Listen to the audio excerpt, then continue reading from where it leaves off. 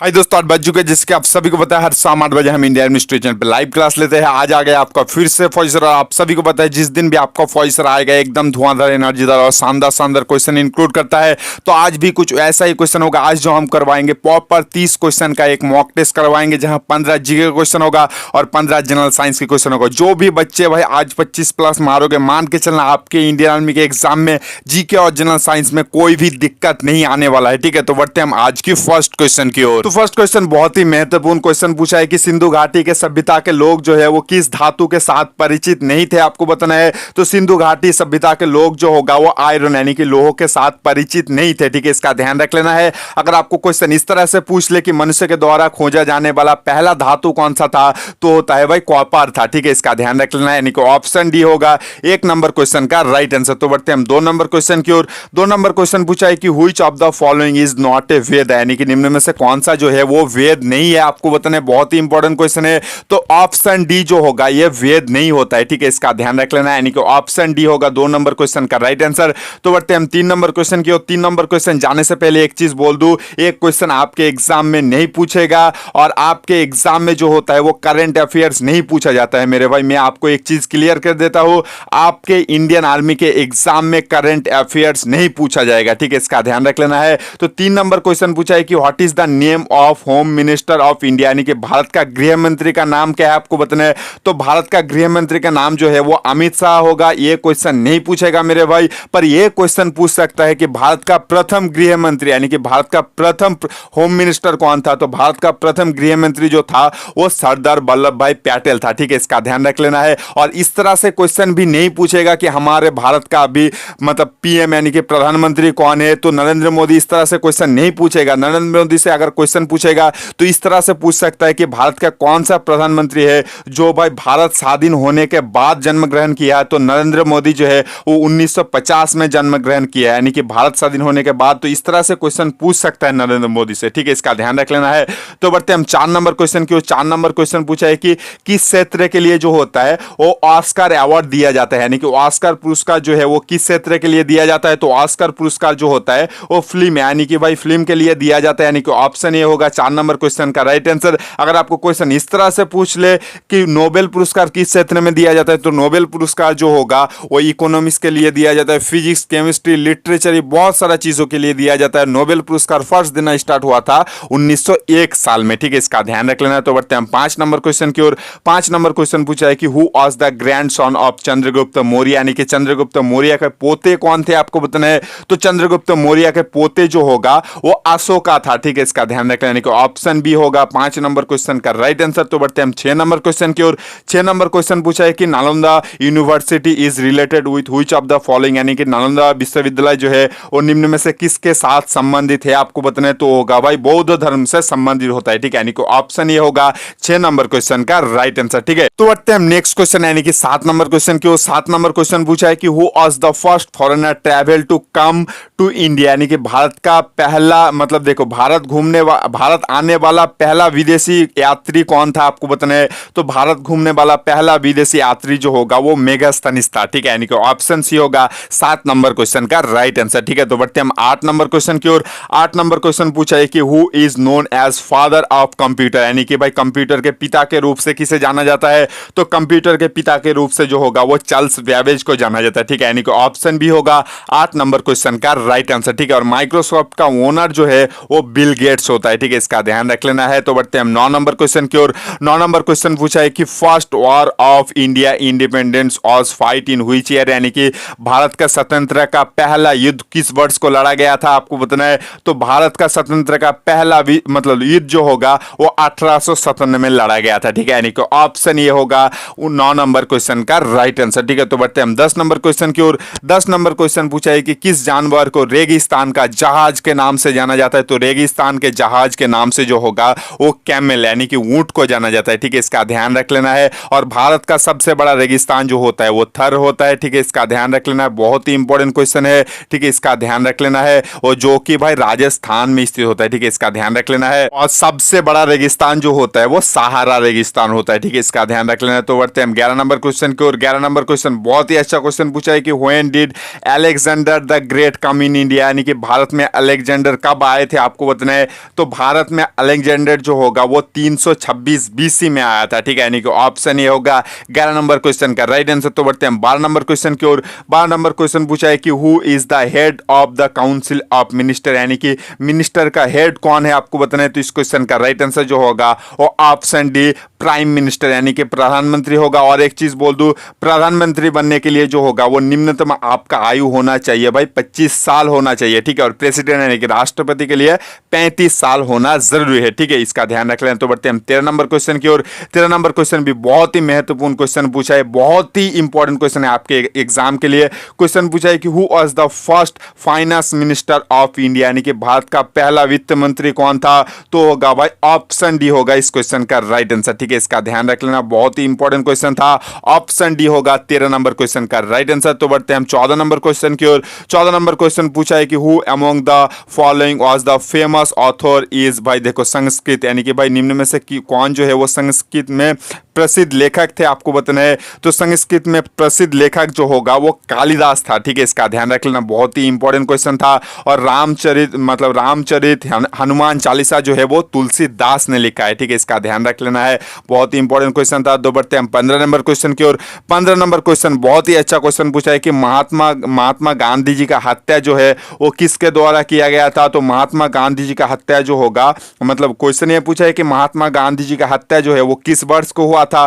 तो महात्मा गांधी जी का हत्या जो है वो 1948 साल में हुआ था, ठीक है, ऑप्शन भी होगा इस क्वेश्चन का राइट आंसर। और एक चीज बोल दूं, महात्मा गांधी जी का हत्या जो है वो नथुराम गोडसे ने किया था, जो कि आरएसएस के साथ संबंधित था, ठीक है, इसका ध्यान रख लेना है। तो भाई ऑप्शन भी होगा 15 नंबर क्वेश्चन का राइट आंसर। अगर आपको क्वेश्चन इस तरह से पूछ ले कि एनसीसी का स्थापना कौन से साल को हुआ था, तो एनसीसी का स्थापना जो हुआ था वो 1948 में हुआ था। और यूएनओ का स्थापना जो हुआ था वो 1945 में हुआ था, ठीक है। अगर आपको क्वेश्चन ऐसे पूछ ले कि बीएसएफ का स्थापना कब हुआ था, तो बीएसएफ का स्थापना जो हुआ था वो 1965 साल में हुआ था, ठीक है। इसी के साथ हमारा जीके का पार्ट खत्म होता है। अब बढ़ेंगे हम जनरल साइंस की ओर। तो 16 नंबर क्वेश्चन बहुत ही इंपॉर्टेंट क्वेश्चन पूछा है कि शरीर में जब इंसुलिन की कमी होता है तो शरीर में क्या होता है, आपको बताना क्या देखा जाता है। तो देखो, जब आपका शरीर में इंसुलिन की कमी होगा तो जो होगा वो हाई शुगर लेवल होगा रक्त में, ठीक है, रक्त में ज्यादा शुगर का मात्रा होगा, ठीक है, इसका ध्यान रख लेना है, यानी कि ऑप्शन बी होगा 16 नंबर क्वेश्चन का राइट आंसर। तो बढ़ते हैं हम 17 नंबर क्वेश्चन की ओर। 17 नंबर क्वेश्चन बहुत ही अच्छा क्वेश्चन पूछा है कि आवृत्ति का मतलब, देखो ये क्वेश्चन बहुत ही इंपॉर्टेंट है। क्वेश्चन ये पूछा है कि फ्रीक्वेंसी जो होता है, मतलब what is the reciprocal of frequency, तो होगा भाई टाइम पीरियड होगा, ठीक है, यानी कि ऑप्शन भी होगा 17 नंबर क्वेश्चन का राइट आंसर। तो बढ़ते हैं हम 18 नंबर क्वेश्चन की ओर।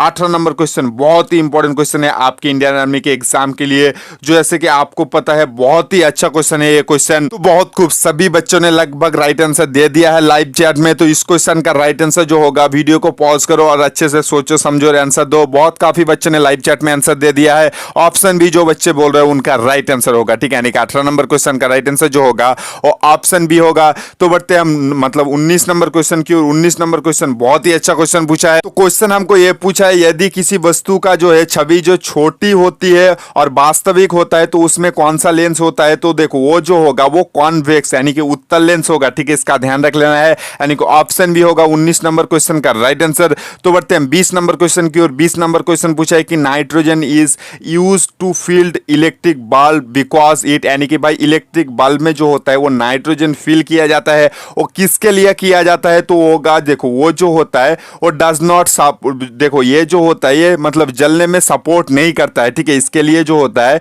ये नाइट्रोजन गैस का उपयोग किया जाता है, ठीक है, इसका ध्यान रख लेना है। तो ऑप्शन भी होगा 20 नंबर क्वेश्चन का राइट आंसर। तो बढ़ते हैं 21 नंबर क्वेश्चन की ओर। 21 नंबर क्वेश्चन पूछा है कि मेटामॉर्फिक कोल इंटू, यानी कि मेटामॉर्फिक जो है वो कोयले में बदल जाता है, तो होगा भाई डायमंड यानी कि हीरा होगा 21 नंबर क्वेश्चन की ओर। सभी क्वेश्चन मतलब जनरल साइंस का सभी आंसर जो है वो ऑप्शन बी आ रहा है मेरे भाई। मैं ऐसे ही सिलेक्ट नहीं करता हूँ, रैंडमली कर देता हूँ जो भी जिसमें आ सकता है, ठीक है। तो ऑप्शन भी होगा 21 नंबर क्वेश्चन का राइट आंसर। तो बढ़ते हैं 22 नंबर क्वेश्चन की ओर। 22 नंबर क्वेश्चन पूछा है कि देखो स्कार्वी रोग जो होता है वो किस विटामिन की कमी के कारण होता है। तो स्कार्वी रोग जो होता है वो विटामिन सी की कमी से होता है, ठीक है, यानी कि फाइनली ये ऑप्शन सी होगा 22 नंबर क्वेश्चन का राइट आंसर। और विटामिन ए की कमी से होता है रातों में ना दिखाई देना, विटामिन बी की कमी से होता है बेरी बेरी, ठीक है, है, इसका ध्यान रख लेना, बहुत ही अच्छा क्वेश्चन था।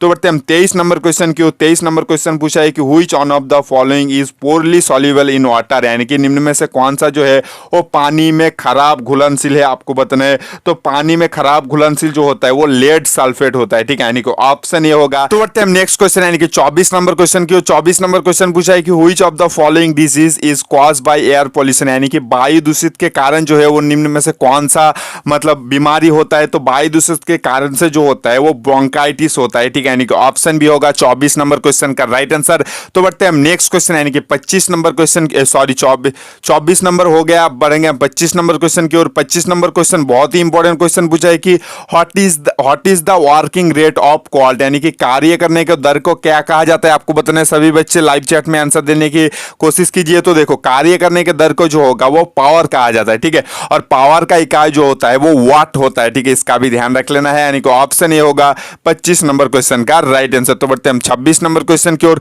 26 नंबर क्वेश्चन पूछा है कि dash is a device which convert light energy into electric energy, यानी कि भाई कौन सा उपकरण के उपयोग से जो होगा वो भाई देखो लाइट एनर्जी, यानी कि भाई मतलब लाइट एनर्जी यानी कि प्रकाश ऊर्जा से होगा विद्युत ऊर्जा में परिवर्तित कर देता है, तो होगा भाई फोटो सेल होगा, ठीक है, इसका ध्यान रख लेना है। अगर आपको क्वेश्चन ऐसे पूछ ले कि यांत्रिक ऊर्जा से इलेक्ट्रिक ऊर्जा में कौन सा उपकरण परिवर्तित करता है, तो होगा भाई डायनामो करता है, और इसका उल्टा यानी कि भाई इलेक्ट्रिक एनर्जी से मैकेनिकल एनर्जी में कन्वर्ट जो करता है वो मोटर करता है। जैसे कि फैन हो गया, ये सारा आप बिजली देते हो तभी वो घूमता है, यानी कि इलेक्ट्रिक एनर्जी से यांत्रिक ऊर्जा में परिवर्तित करता है, ठीक है, यानी कि ऑप्शन ये होगा 26 नंबर क्वेश्चन का राइट आंसर। तो बढ़ते हम 27 नंबर क्वेश्चन की ओर।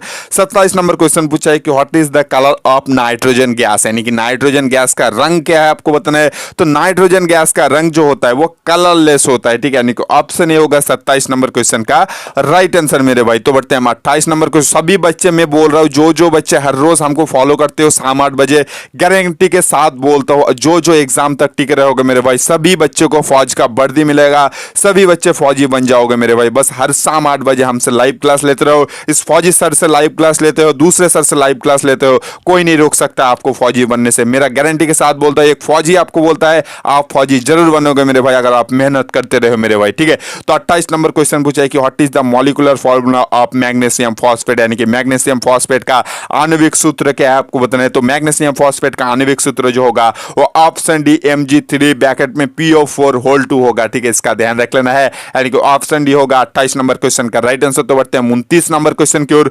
29 नंबर क्वेश्चन पूछा है कि व्हिच इज वायरस डिजीज, यानी कि निम्न में से कौन सा जो है वो वायरस डिजीज है, अपने यानी कि वायरस जनित रोग है, आपको बताना है। तो पोलियो जो होता है वो वायरस जनित रोग होता है, ठीक है, इसका ध्यान रख लेना। और न्यूमोनिया जो होता है वो लंग्स में होता है, ठीक है, इसका भी ध्यान रख लेना है। जो बच्चे अभी तक इस फौजी भाई को लाइक नहीं किया यार, क्या कर रहे हो मेरे भाई, सभी बच्चे फौजी के बात पे एक लाइक कर दो मेरे भाई।